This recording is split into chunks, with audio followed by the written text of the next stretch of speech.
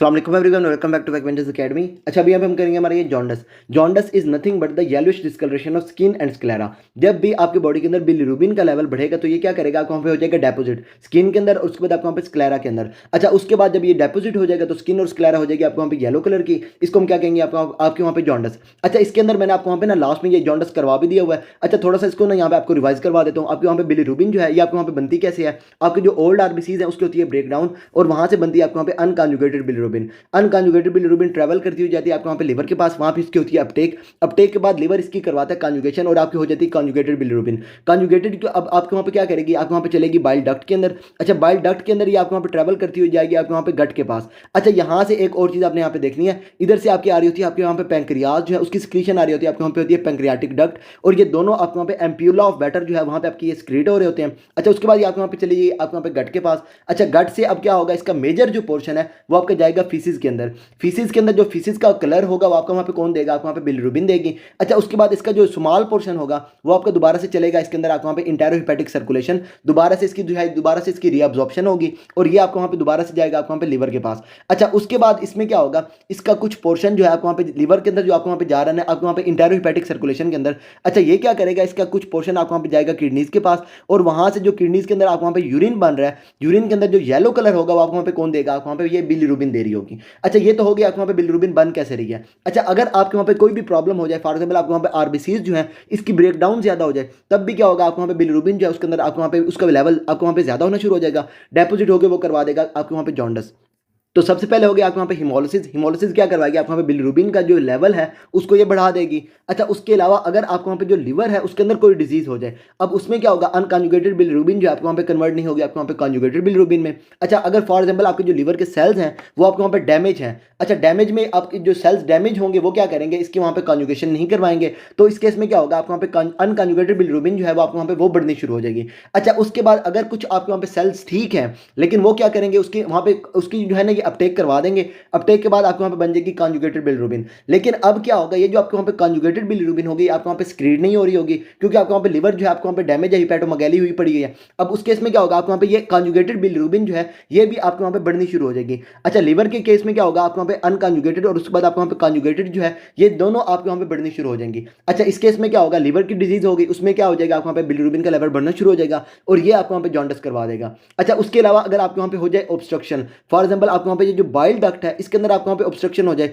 अच्छा, इस केस में क्या होगा, आपको वहाँ पे कॉन्जुगेटेड बिलिरुबिन जो है ये आपके वहाँ पे गट के अंदर स्क्रीड नहीं होगी। स्क्रीड नहीं होगी तो आपकी बॉडी के अंदर ये आपको वहाँ पे बढ़नी शुरू हो जाएगी और ये क्या करवा देगी, आपको वहाँ पे जॉन्डिस। अच्छा, इसके अलावा अगर आपने यहाँ पे एक और चीज़ याद रखनी है, अगर फॉर एग्जाम्पल आपको वहाँ पे लिवर जो है उसके अंदर कोई कैंसर है, या फिर आपकी जो बाइल डक्ट है उसके अंदर कोई ट्यूमर वगैरह है, या फिर आपका जो है ना ये पैंक्रियाज जो है इसके अंदर कोई ट्यूमर है। अच्छा, उस सारे केसेस में क्या होगा, मतलब यहाँ पे आपने स्पेसिफिकली याद रखना है आपको वहाँ पे हेड ऑफ पैंक्रियाज। अच्छा, उस केस में भी क्या होगा, आपकी जो बाइल डक्ट है वो आपके वहाँ पे हो जाएगी ऑब्स्ट्रक्ट। अच्छा, ऑब्स्ट्रक्शन के बाद क्या होगा, आपको वहाँ पे ये जो कॉन्जुगेटेड बिलिरुबिन है ये आपके वहाँ पे स्क्रीट नहीं होगी। अच्छा, इसके अंदर मैंने आपको वहाँ पे लास्ट में बताया भी था, आपको वहाँ पे कॉर्वोजियर साइन। अच्छा, उसमें क्या होगा, आपको वहाँ पे डबल साइन नजर आएगा, आपको वहाँ पे पैंक्रियाटिक जो है इसके भी आपको वहाँ पे साइन नजर आ रहे होंगे, और उसके बाद आपको वहाँ पे ये पेनलेस आपको वहाँ पे हिपैटोमेगैली जो है, और उसके बाद आपको वहाँ पे पेनलेस आपको वहाँ पे जॉन्डिस जो है ये आपको वहाँ पे नजर आ रहा होगा। अच्छा, ये सारा हो गया इसके अंदर। अच्छा, इसके अंदर ये आपको वहाँ पे हो गई कॉजेज। कॉजेज में आपको वहाँ पे आ गई आपकी हिमोलिसिस, ऑब्स्ट्रक्शन, उसके बाद ये ट्यूमर, उसके बाद आपको वहाँ पे लिवर डिजीज। अच्छा, ये तो सारा मैंने आपको वहाँ पे पहले से करवा दिया हुआ है। अच्छा, अगर यहाँ पे आपकी प्रॉब्लम आ जाए,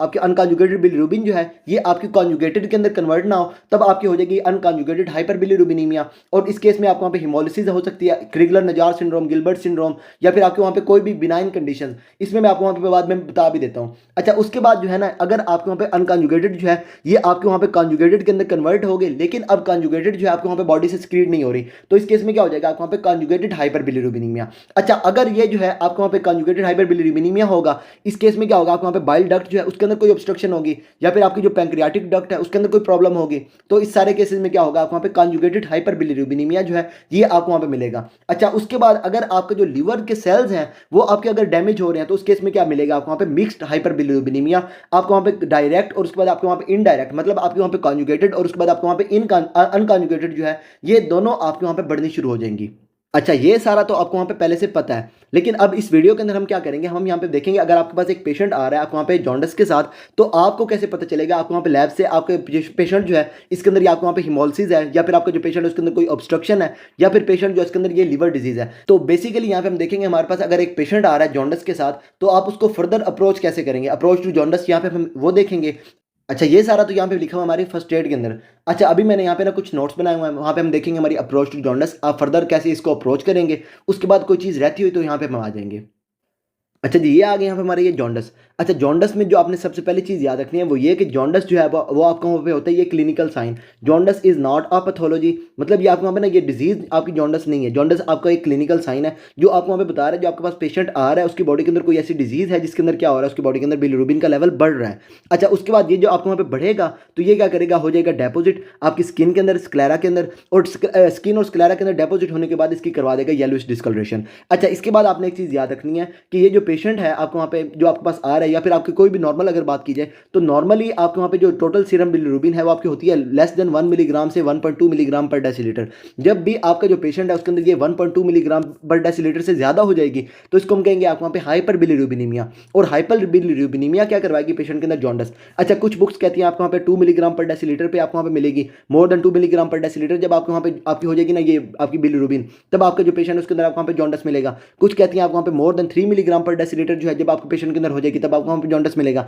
आपने इसके अंदर ये चीज़ याद नहीं रखनी, आपने सिंपल इसके अंदर यही याद रखना है कि आपका जो पेशेंट है जब उसके अंदर ये 1.2 मिलीग्राम पर डेसीलीटर से ज़्यादा हो जाएगी तब आपका जो पेशेंट है उसके अंदर आपको वहाँ पे जॉन्डस मिलेगी। अच्छा, ये हो गया इसके अंदर। अच्छा, उसके बाद ये आपको वहाँ पे जो बिलिरुबिन बन रही है, अब इसमें हो सकता है या तो इसकी ये प्रोडक्शन ज़्यादा हो जाए या फिर इसकी वहाँ पे एक्सक्रीशन कम हो जाए। अच्छा, अगर प्रोडक्शन ज़्यादा हो रही है तो उसको हम कहेंगे यहाँ पे हमारे ये प्री हिपैटिक जॉन्डस, लीवर से पहले पहले अगर कोई प्रॉब्लम है तो उसको हम कहेंगे आपके वहाँ पे प्री हिपैटिक जॉन्डस। अच्छा, उसके बाद अगर एक्सक्रीशन कम हो रही है तो इसमें आपके वहाँ पे हो जाएंगी आपकी वहाँ पे चीज़ें। अच्छा, एक हो सकता है आपका जो लीवर है उसके अंदर आपको वहाँ पे कोई प्रॉब्लम हो, उसको हम कहेंगे यहाँ पे हमारा ये हिपैटिक जॉन्डस। या फिर आपका जो लीवर जो है उससे बाद वाली आपके वहाँ पे चीज़ें आपके वहाँ पे आ गई, आपकी बाइल डक्ट, या फिर आपके वहाँ पे पैंक्रियाज, या फिर आपके वहाँ पे मेन पैंक्रियाटिक डक्ट, अगर उनके अंदर कोई प्रॉब्लम आ रही है और उसकी वजह से आपके वहाँ पे एक्सक्रीशन कम हो रही है तो उसको हम कहेंगे यहाँ पे हमारी पोस्ट हिपैटिक जॉन्डस। अच्छा, लीवर से पहले अगर कोई प्रॉब्लम है तो आपको वहाँ पे हो जाएगी प्री हिपैटिक जॉन्डस, और लीवर के बाद अगर कोई प्रॉब्लम होगी तो उसको हम कहेंगे यहाँ पे हमारी ये पोस्ट हिपैटिक जॉन्डस। और इसमें आपने एक चीज़ याद रखनी है कि जो प्री हिपैटिक जॉन्डस है इसमें क्या होगा, आपको वहाँ पे बिलिरुबिन जो उसकी प्रोडक्शन ज़्यादा होगी और पोस्ट हिपैटिक जॉन्डस में उसकी एक्सक्रीशन कम होगी।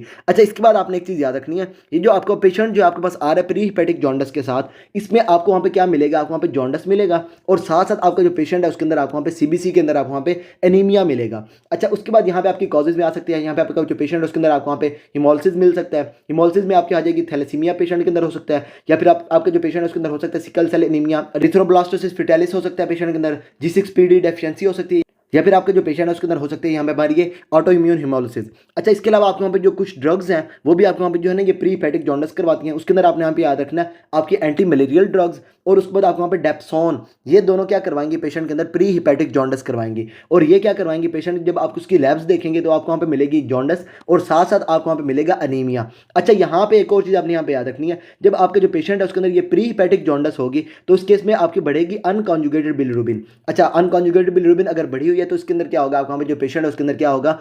आपका प्री हिपैटिक जॉन्डस। अच्छा, इसके बाद यहाँ पे हम देखेंगे हमारी आपकी ये हिपैटिक जॉन्डस। हिपैटिक जॉन्डस के केस में आपने याद रखना है जो आपके पास पेशेंट आएगा उसके अंदर एक चीज़ तो आपको वहाँ पे मिलेगी जॉन्डस, उसके बाद लिवर डैमेज हो रहा है, इन्फ्लेमेशन चल रही है आपके वहाँ पे, तो आपको वहाँ पे मिलेगा फीवर, मलेज, उसके बाद एनोरेक्सिया आपको वहाँ पे मिलेगा, नोजिया वॉमिटिंग वगैरह आपको वहाँ पे मिलेगी, एब्डोमिनल पेन मिलेगी आपको वहाँ पे। और उसके बाद जब आप उसका एग्जामिनेशन करेंगे ना तो आपको वहाँ पे टेंडर हिपैटोमेगैली मिलेगी। आप उसको जैसे ही हाथ लगाएंगे ना उसके लिवर के ऊपर राइट साइड पे, तो आपको वहाँ पे क्या मिलेगा, उसको पेशेंट जो है उसके अंदर वहाँ पे पेन मिलेगी। हाथ लगाने से जो पेशेंट को पेन हो रही होगी उसको हम क्या कहेंगे, आपको वहाँ पे टेंडर हिपैटोमेगैली। अच्छा, इसके बाद आपने एक चीज़ याद रखनी है कि जो लीवर के अंदर जो आपको वहाँ पे हो रही है ना ये जॉन्डस, इसमें ये हो सकता है आपका जो लीवर है उसके अंदर ये उसकी अपटेक नहीं हो रही, आपकी जो पीछे से अनकॉन्जुगेटेड बिलिरुबिन आ रही है उसकी अपटेक नहीं हो रही, अपटेक होगी उसके बाद क्या होगी, आपको वहाँ पे बनेगी कॉन्जुगेटेड बिलिरुबिन, उसके बाद हम इसको गट के अंदर स्क्रीट करेंगे। अच्छा, अगर इसकी अपटेक नहीं हो रही तो उसके अंदर मैंने आपको वहाँ पे लास्ट में बताया आपको वहाँ पे होगा गिलबर्ट सिंड्रोम, या फिर इसके अलावा ड्रग्स की अगर बात की जाए तो आपकी हो जाएगी यहाँ पे आपकी रिफेम्पिसिन। अच्छा, रिफेम्पिसिन आपकी क्या, आपके वहाँ पे एंटी ट्यूबरकुलर ड्रग है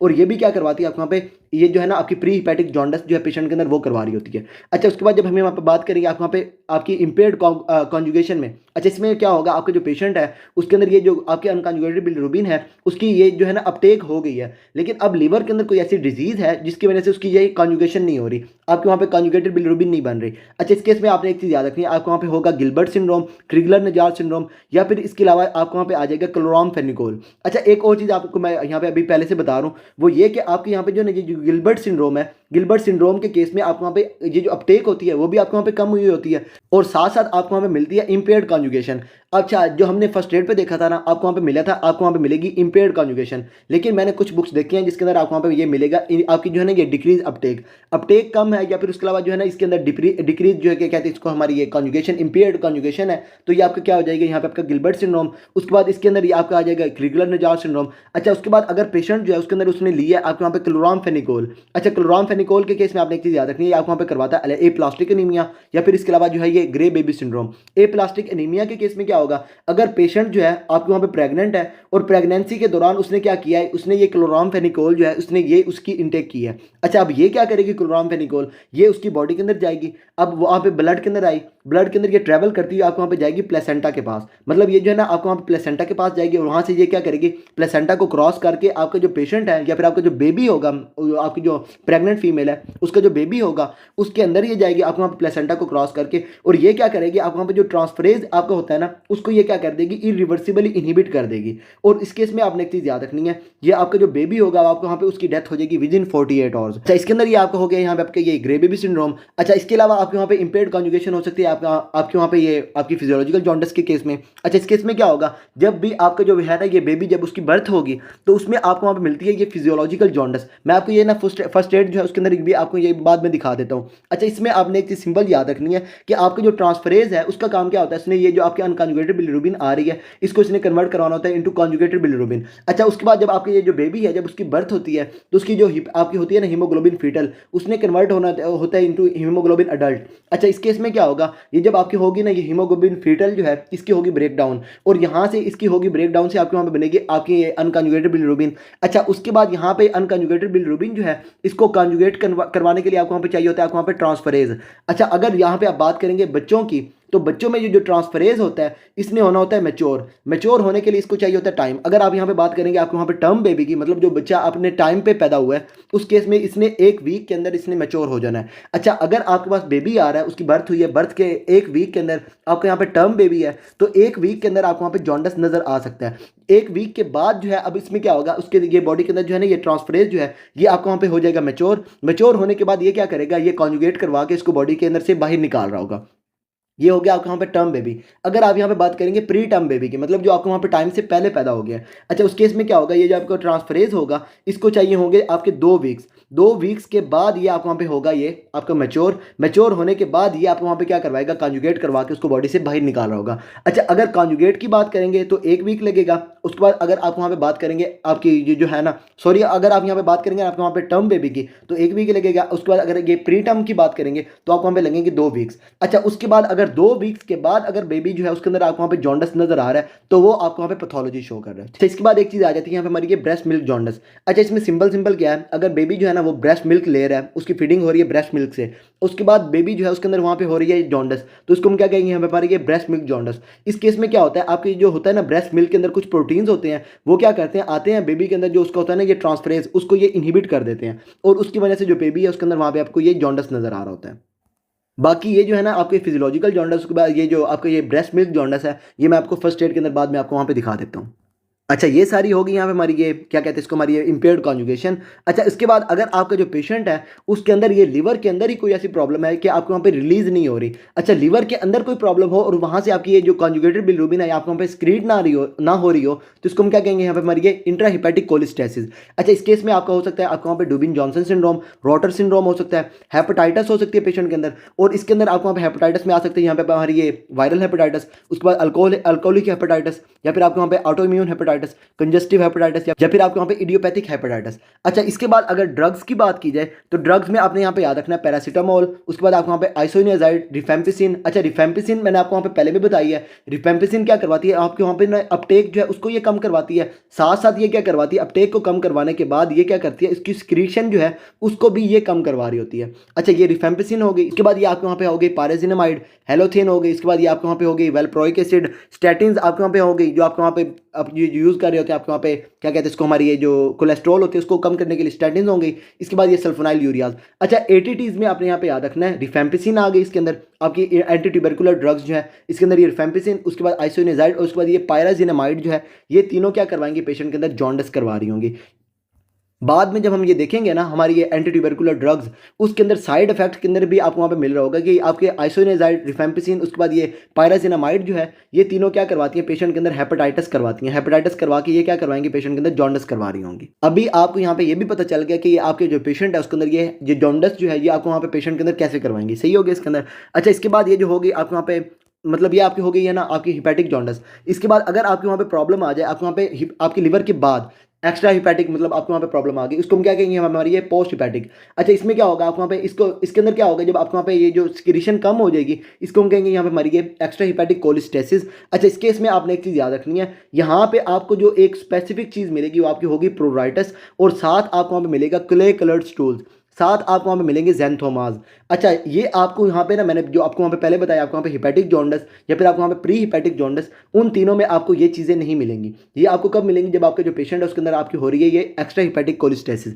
अच्छा, इसके बाद आपने यहाँ पे याद रखना है, इसके अंदर प्रॉब्लम्स में आपको वहाँ पे आ सकती है, आपको वहाँ पे बाइल डक्ट जो है उसके अंदर आपको वहाँ पे ऑब्स्ट्रक्शन आ गई। फॉर एग्जाम्पल यहाँ पे आपका हो सकता है आपको वहाँ पे आपका गाल स्टोन, या फिर इसके अलावा आपके हो सकती है यहाँ पे आपकी इन्फ्लेमेशन, आपको वहाँ पे प्राइमरी स्क्लेरोजिंग कोलेंजाइटिस, या फिर आपको वहाँ पे एक्यूट बैक्टीरियल कोलेंजाइटिस हो गई, या फिर आपका वहाँ पे जो बाइल डक्ट है उसके अंदर आपको वहाँ पे जो बाइल डक्ट की एपिथेलियल सेल्स हैं उसका आपको वहाँ पे कैंसर है, जिसको हम क्या कहेंगे यहाँ पे हमारे ये कोलेंजियोकार्सिनोमा, या फिर आपके जो बाइल डक्ट से। अच्छा, इसमें आपको मैं थोड़ा सा दोबारा बता दूँ, पीछे से आपको वहाँ पे आ रही है यहाँ पे हमारी ये कॉमन बाइल डक्ट, इसके बाद यहाँ से आ रही है आपके वहाँ पे मेन पैंक्रियाटिक डक्ट, और ये दोनों मिलकर आपकी जो है ये एम्प्यूला ऑफ बैटर पे आपको वहाँ पे स्क्रीट हो रही है। अच्छा, अगर यहाँ पे आप यहाँ पे देख रहे हैं तो यहाँ पे आपको मिलेगा आपको यहाँ पे पैंक्रियाज। अच्छा, पैंक्रियाज के हेड का अगर ट्यूमर हो जाएगा तब भी क्या होगा, वो क्या करेगा, आपको वहाँ पे पीछे की तरफ पड़ा हुआ है तो ये क्या करेगा, इसको यहाँ पे ऑब्स्ट्रक्ट कर देगा, और यहाँ पे भी आपको वहाँ पे जॉन्डिस जो है पेशेंट के अंदर वो मिलेगा, और वो क्या करेगा, ये आपकी जो आपकी बाइल डक्ट है उसको वहाँ पे ऑब्स्ट्रक्ट करवा के पेशेंट के अंदर जॉन्डिस करवा रहा होगा। Carcinoma of head of pancreas, उस केस में भी आपको वहाँ पे क्या मिलेगा, जॉन्डिस मिलेगा। और या फिर उसके अलावा आपके जो पेशेंट है उसके अंदर ये कार्सिनोमा ऑफ गॉल ब्लैडर है,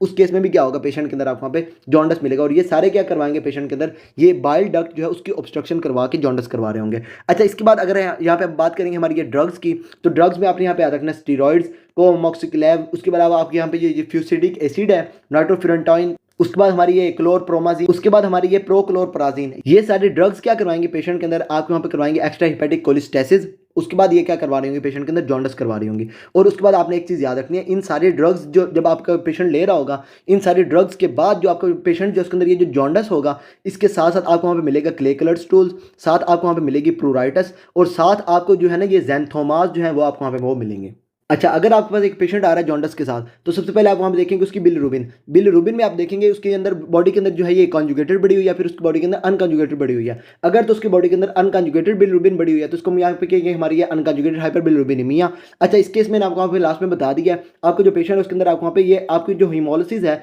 ये आपको वहाँ पे वो ज़्यादा हुई होगी, आपको वहाँ पे जो हीमोग्लोबिन जो है उसकी ये ब्रेक डाउन ज़्यादा हो रही होगी, हीमोलिसिस हो सकती है इसके अंदर, या फिर आपको वहाँ पे एरिथ्रोपोइसिस जो है आपको वहाँ पे जो आरबीसीज बन रहे हैं वो आपको वहाँ पे फॉल्टी बन रहे हैं, डिस एरिथ्रोपोइसिस वगैरह आपको वहाँ पे मिल सकती है, या फिर आपको वहाँ पे रिजॉल्विंग हीमाटोमा मिल सकता है, या फिर आपको वहाँ पे इंटरनल हेमरेज जो है ये आपको वहाँ पे मिल सकती है। अच्छा, इसके अलावा हो सकता है आपको जो लीवर है उसके अंदर इसकी अपटेक नहीं हो रही, मैंने आपको वहाँ पे ड्रग्स बता दी। अच्छा, इसके अलावा हो सकता है आपको जो वहाँ पे जो पोर्टोसिस्टेमिक शंट्स है वो आपको वहाँ पे वो सिरोसिस के केस में आपको वहाँ पे वो ओपन हो गया। अच्छा, उस केस में क्या होगा, आपको वहाँ पे जो सिस्टेमिक सर्कुलेशन है और आपको वहाँ पे जो पोर्टल सिस्टम है, इन दोनों के दरमियान जो आपको वहाँ पे शंट्स हैं, जो आपको वहाँ पे मैंने वेसल्स बताई थी, उसमें क्या होगा, आपको वहाँ पे पोर्टल सिस्टम से डायरेक्टली आपको वहाँ पे ब्लड जाएगा आपको वहाँ पे सिस्टेमिक सर्कुलेशन में। अच्छा, ये आपको वहाँ पे लीवर के पास नहीं जा रहा होगा। अच्छा, इसमें आपको वहाँ पे बताया था आपकी जो पोर्टल सिस्टम है ये क्या करती है, आपको वहाँ पे लीवर की तरफ ब्लड लेके जाती है, और लीवर से ये आपको वहाँ पे बाद में जाता है आपको वहाँ पे सिस्टेमिक सर्कुलेशन में। जब ये आपको वहाँ पे शंट्स ओपन हो जाएंगे तो ये आपको वहाँ पे लीवर की तरफ नहीं जाएगा, तो अब डायरेक्टली आपका जो ब्लड है वो आपको वहाँ पे पोर्टल सिस्टम से आपको वहाँ पे जा रहा होगा सिस्टेमिक सर्कुलेशन की तरफ। तो अब इसकी वजह से क्या होगा, आपको वहाँ पे जो बिलीरुबिन है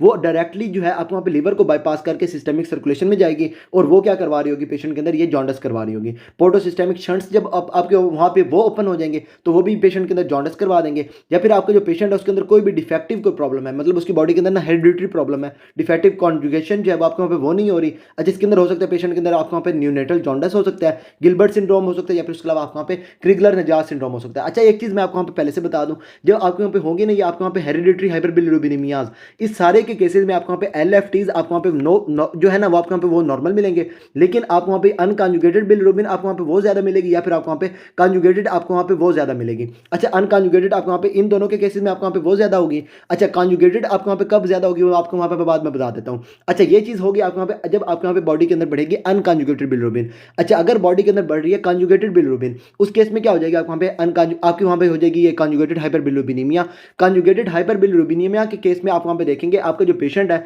उसके एलएफटीज में आपको वहाँ पे ये आपके एएसटी एएलटी वगैरह आपको वहाँ पे वो नॉर्मल है, या फिर आपको वहाँ पे ज़्यादा है, या फिर उसके अंदर क्या सीन है। अच्छा, सबसे पहले आप वहाँ पे देखेंगे अगर आपको वहाँ पे एएलटी एएसटी आपको वहाँ पे बहुत ज़्यादा है तो इस केस में आपको वहाँ पे हो जाएगी आपको वहाँ पे जो सेल्स हैं, आपको मैंने लास्ट में बताया था, आपको वहाँ पे एएसटी और उसके बाद एएलटी जो है ये आपको वहाँ पे लीवर के सेल्स जो है ये एक्सक्रीट करते हैं। इस केस में अगर ये दोनों ज़्यादा है तो इसका मतलब ये है कि आपको वहाँ पे लीवर के जो सेल्स हैं वो आपके में वो डैमेज हो रहे हैं। अच्छा, एक चीज़ मैंने आपको वहाँ पे लास्ट में बताई थी, एएसटी ज़्यादा हो एज कम्पेयर टू एएलटी, ये आपकी होती है अल्कोहलिक लीवर डिजीज़।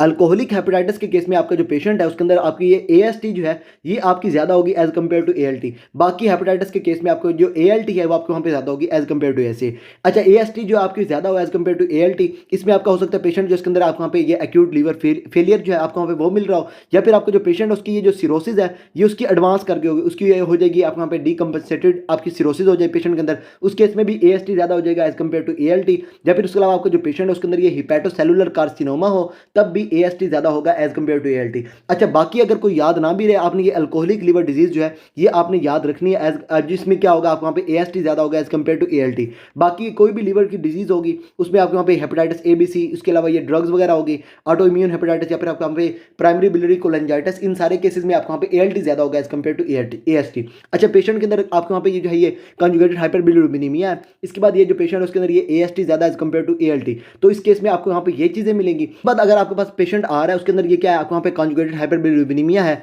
लेकिन एएलपी उसके बाद ये जो है ना एएसटी और उसके बाद एएलटी जो है ये आपको वहाँ पे वो नॉर्मल है, लेकिन पेशेंट के अंदर क्या है आपको वहाँ पे एएलपी ज़्यादा है, या फिर उसकी बॉडी के अंदर जीजीटी जो है ये आपको ये जो है ना उसकी बॉडी के अंदर ये दोनों ज़्यादा है। अच्छा, ये मैंने आपको वहाँ पे बताया था ये दोनों प्रोड्यूस कौन करता है, आपको वहाँ पे जो बाइल डक्ट है उसके एपिथेलियल सेल जो है वो ये प्रोड्यूस करते हैं। अच्छा, अगर ये दोनों ज़्यादा होंगे इसका मतलब ये है कि आपकी जो बाइल डक्ट है उसके अंदर कोई प्रॉब्लम है, उसमें हो सकता है आपका जो पेशेंट है उसके अंदर क्या हो आपको वहाँ पे कोलिस्टेसिस जो है वो आपको वहाँ पे वो मिले। अच्छा, कोलिस्टेसिस होगी इसमें आपने अब जब आपके जो पेशेंट है ना उसके अंदर ये कॉन्जुगेटेड बिलिरुबिन ज़्यादा है। अच्छा, कॉन्जुगेटेड बिलिरुबिन के बाद आपने देखा पेशेंट के अंदर जो है ये एएलपी और उसके बाद ये जो जीजीटी जो है ये दोनों ज़्यादा। अच्छा, एक चीज़ मैं आपको वहाँ पे दोबारा से बता दूँ, एएलपी जो है ये आपको वहाँ पे जो आपकी दूसरी कंडीशन होती है ना आपके जो ये जो बाइल डक्ट है ना इसके अलावा भी आपकी कंडीशन फॉर एग्जाम्पल आपके वहाँ पे जो बोन्स वगैरह जो है जब आपको उसके अंदर कोई डिजीज़ होती है तब भी आपकी बॉडी के अंदर एएलपी ज़्यादा हो जाता है। अच्छा, जब आपकी बॉडी के अंदर जीजीटी ज़्यादा होगा तो इसका मतलब ये है कि आपका अगर आपके पेशेंट जो है ना उसके बॉडी के अंदर ये एएलपी के साथ साथ अगर उसकी बॉडी के अंदर जीजीटी जो है ये उसकी बॉडी के अंदर ज़्यादा है तो इसका मतलब ये है कि पेशेंट के अंदर क्या है आपके वहाँ पे कोलिस्टेसिस है।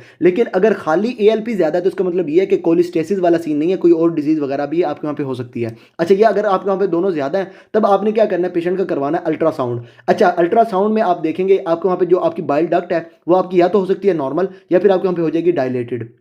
मतलब अगर मैं आपको यहाँ पे बताऊँ फॉर एग्जाम्पल ये आपके वहाँ पे बाइल डक्ट है, बाइल डक्ट के अंदर अगर आपके वहाँ पे ये स्टोन वगैरह पड़ा हुआ है तो इस केस में क्या होगा पीछे से आपके वहाँ पे जो आपके वहाँ पे आ रही है ना बाइल ये क्या करेगी यहाँ पे आपकी ये जो आपके वहाँ पे ना यहाँ पे आपकी ये सारी अक्यूमुलेट करना शुरू कर देगी और ये क्या कर देगी आपकी जो बाइल डक्ट है उसको ये क्या करवा देगी आपके पीछे की तरफ से आपके वहाँ पे डायलेट करवा देगी। अगर तो आपके जो बाइल डक्ट है ये आपके वहाँ पे डायलेटेड है तो इसका मतलब ये है कि आपकी जो बाइल डक्ट है उसके अंदर कोई आपको वहाँ पे स्टोन है या फिर आपके वहाँ पे कोई भी ऑब्स्ट्रक्शन वगैरह है, इस केस में आपको वहाँ पे मिल सकते हैं स्टोन या फिर आपको वहाँ पे मिल सकता है ट्यूमर या फिर आपको वहाँ पे मिल सकती है आपके वहाँ पे प्राइमरी स्क्लेरोसिस कोलोनजाइटिस या फिर इसके अलावा आपको वहाँ पे मिल सकती है ये पैंक्रियाटाइटिस या फिर ये सारी कंडीशन जो है इन सारे के केसेस में क्या हो जाएगा आप वहाँ पे जो बिलियरी आपकी जो है ना ये बाइल डक्ट जो है इसके अंदर आपको वहाँ पे मिलेगी ऑब्स्ट्रक्शन। लेकिन अगर जो पेशेंट है उसके अंदर आपको वहाँ पे देखा है आपकी जो बाइल डक्ट है ये आपके वहाँ पे बिल्कुल नॉर्मल है, कोई भी इसके अंदर डायलेशन वगैरह जो है ये आपके वहाँ पे ज़्यादा नहीं है लेकिन नॉर्मल डायलेशन आपको वहाँ पे वो मिल रही है। तो नॉर्मल डायलेशन हो अगर पेशेंट के अंदर तो इसके अंदर क्या होगा आपका जो पेशेंट है उसके अंदर अगर ये जीजीटी फिर भी ज़्यादा है तो इसका मतलब ये हो सकता है उसकी बॉडी के अंदर ये जो उसका लीवर है लीवर के अंदर जो उसके चैनल्स वगैरह जो मैंने आपको वहाँ पे बताए थे वो आपके वहाँ पे हो सकते हैं, उसके अंदर आपके वहाँ पे कोलिस्टेसिस हुई हुई है, आपके वहाँ पे जो है ना ये इंट्राहिपैटिक कोलिस्टेसिस पेशेंट जो है उसके अंदर आपके वहाँ पे वो हुई है। अच्छा, ये आपको वहाँ पे मिलेगी इंट्राहिपैटिक कोलिस्टेसिस, इसके अंदर हो सकता है आपके जो पेशेंट है उसके अंदर आपको वहाँ पे लिवर डिजीज मिल जाए, या फिर आपको वहाँ पे मिल जाए प्राइमरी बिलियरी कोलिंजाइटिस, या फिर आपका जो पेशेंट है उसके अंदर सेप्सिस, या फिर आपको वहाँ पे ड्रग्स वगैरह होगी, आर्सेनिक वगैरह इसके अंदर होंगे, या फिर आपका जो पेशेंट है उसके अंदर आपको वहाँ पे मिल जाएगी पोस्ट ऑपरेटिव कोलिस्टेसिस, या फिर आपका जो पेशेंट है उसके अंदर ये प्रेगनेंसी है। प्रेगनेंसी में आपको वहाँ पे बाद में बता देता हूँ। प्रेगनेंसी में क्या होता है, आपकी जो पेशेंट है उसकी बॉडी के अंदर बड़ी होती है प्रोजेस्टेरोन। अच्छा, प्रोजेस्टेरोन क्या करती है, आपकी जो होती है ना ये बाइल डक्ट, उसकी कंट्रैक्शन जो उसको ये कम करवाती है। जब ये कंट्रैक्शन कम होगी तो बाइल डक्ट से आपकी जो आपकी होगी ना ये आपकी क्या कहते हैं बाइल, ये आपके आगे नहीं जाएगी, आपकी बाइल डक्ट के अंदर रुकनी शुरू हो जाएगी, कोलिस्टेसिस हो जाएगी, और ये आपका जो पेशेंट है उसके अंदर इवेंचुअली क्या करवा रही होगी, पेशेंट के अंदर जॉन्डिस करवा रही होगी। अच्छा, इसके बाद जो है अभी पेशेंट हो गया इसके अंदर ये बिलियरी ऑब्स्ट्रक्शन है, उसके इसमें आपको वहाँ पे मिलेगी बाइल डक्ट जो आपके वहाँ पे वो डायलेटेड होगी, और इसके अंदर आपके वहाँ पे ये जो काजेज हैं आपके वहाँ पे ये वाली हो जाएंगी। अच्छा, इसके बाद ये हो सकता है आपका जो पेशेंट है उसके अंदर ये ALP, उसके बाद आपकी जो GGD है ये आपके वहाँ पे वो नॉर्मल हो, इसके बाद ALT जो है ये आपके वहाँ पे वो भी नॉर्मल हो। तो इस केस में हो सकता है जो पेशेंट है उसके ये बॉडी के अंदर से एक्सक्रीट नहीं हो रही। अच्छा, एक्सक्रीशन नहीं हो रही, इसके अंदर क्या होगा, अच्छा मैंने एक चीज़ आपको वहाँ पे लास्ट में बता दी, LFTs आपके अगर टोटली नॉर्मल हो और आपकी सिर्फ और सिर्फ बिलीरुबिन जो है वो आपकी बॉडी के अंदर बढ़ी हुई हो, तो इसका मतलब ये है कि पेशेंट जो उसके अंदर कोई भी कंजेनिटल डिफेक्ट है आपको यहाँ पे मिल जाएगी, आपकी ड्यूबिन जॉनसन सिंड्रोम, या फिर आपको वहाँ पे रोटर सिंड्रोम मिल जाएगा, या फिर इसके अलावा आपको वहाँ पे मिल जाएगी ये गिलबर्ट सिंड्रोम, या फिर आपको वहाँ पे क्रिगलर नजार सिंड्रोम। अनकॉन्जुगेटेड बिलीरुबिन बढ़ी हुई है तो आपको वहाँ पे ये दो मिलेंगे। अगर आपको वहाँ पे कॉन्जुगेटेड बिलीरुबिन बढ़ी हुई है फिर आपको वहाँ पे जो है ये दोनों जो है ये आपको वहाँ पे इंक्रीज हुए हुए नजर आ जाएंगे। अच्छा, उम्मीद है अभी आपको यहाँ पे जो है ना ये आपकी जॉन्डिस जो है, जॉन्डिस के अंदर आपको वहाँ पे क्या क्या चीज़ें क्या कैसे कैसे आपने पेशेंट जो है उसको वहाँ पे आपने ट्रीट करना है ये आपको यहाँ पे जो है ना ये पता चल गया। अभी ऐसे करता हूँ मैं आपको यहाँ पे जो लैब्स है ना जो मैंने आपको यहाँ पे नोट्स के अंदर बनाया है वो मैं आपको यहाँ पे जो है ना ये वो दिखा देता हूँ। I love the chase and the hunt, and I set the pace when I'm running. I always take what I want and I always give it 100. Don't need a bank, no I'm funded. Play the game like it's nothing. I'm always thankful for something. Don't take for granted, stay humble. Now wake up, it's time to look at the enemy. Look in the mirror if he is no friend to me. It's not working.